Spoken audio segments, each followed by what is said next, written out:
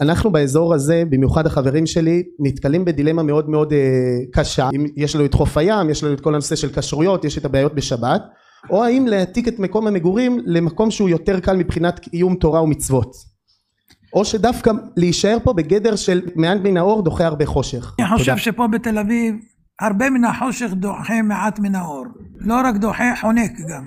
ומה עם בתי הכנסת?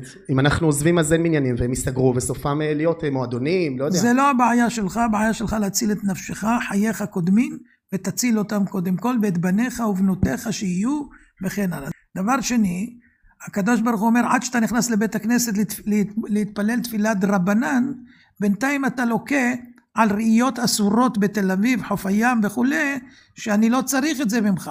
אתה עובר לי עלות הטורו כל יום בלית ברירה. להשאיר את הספינה שתטבע ולהציל את נפשי. אין שום ספינה שטובעת, היא במעמקי הים.